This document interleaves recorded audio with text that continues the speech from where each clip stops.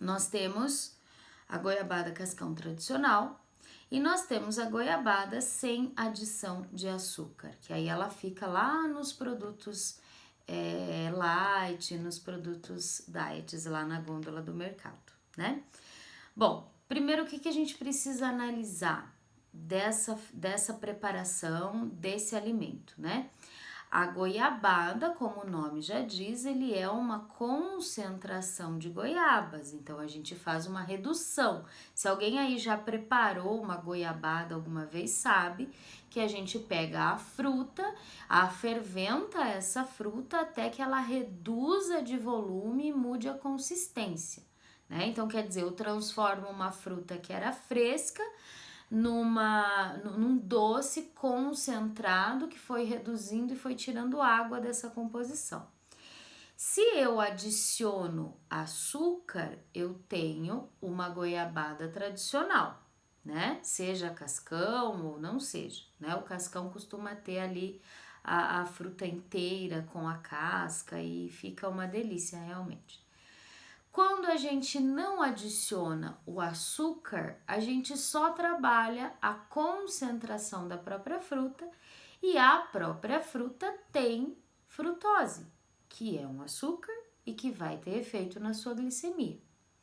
Então, o fato da goiabada ser isenta de adição de açúcar não significa que ela não contenha carboidrato.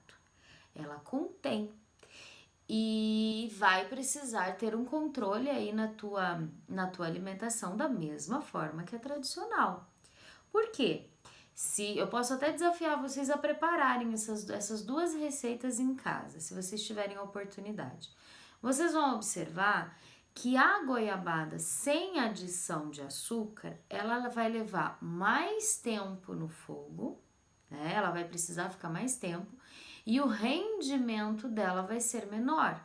Por quê? Porque eu não estou adicionando açúcar que vai fazer com que ela fique açucarada numa consistência diferente.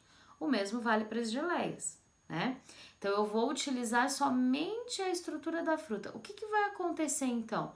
Num pedaço dessa goiabada, ela vai ter uma concentração maior da fruta, que consequentemente acaba tendo uma concentração grande de frutose também.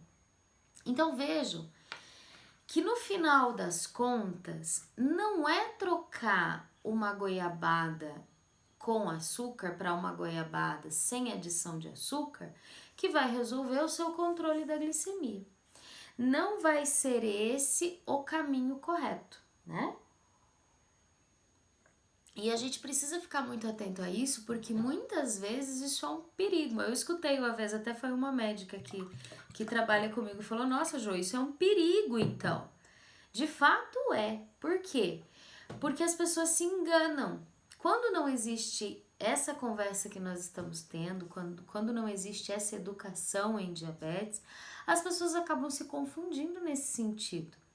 E o que era para ser algo que vai ajudar num controle, acaba sendo algo que você aí fica pensando assim, eu não sei mais o que eu faço, eu já comprei tudo diet, tudo light na minha vida, esses negócios eu não gosto e mesmo assim o meu diabetes está descontrolado, eu acho que é do meu estresse, eu acho que é do meu nervoso, eu acho que é, enfim.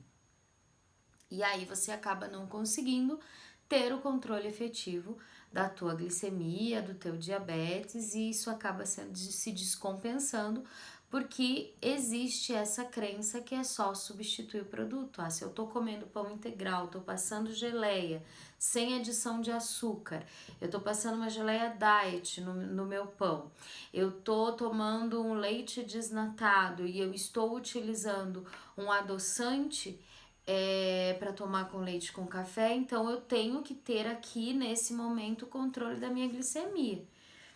E o que vai ter um direcionamento importante aí nesse comparativo que eu fiz é que nós vamos precisar ver qual é a quantidade que é necessária, o quanto você precisa. Porque se você ficar só na troca, não vai ser uma solução para o teu controle da glicemia. A gente precisa também compreender qual é a quantidade que eu preciso desses alimentos para que eu tenha um equilíbrio, porque sim, pode continuar tendo um desequilíbrio se não houver um equilíbrio da quantidade e da combinação dos alimentos que você está fazendo. Por quê? Porque pão integral também tem carboidrato. Geleia sem adição de açúcar também tem carboidrato. Leite desnatado também tem carboidrato, né? Então, são alimentos que contêm carboidrato da mesma forma como um pão branco, como uma geleia normal e como um leite integral.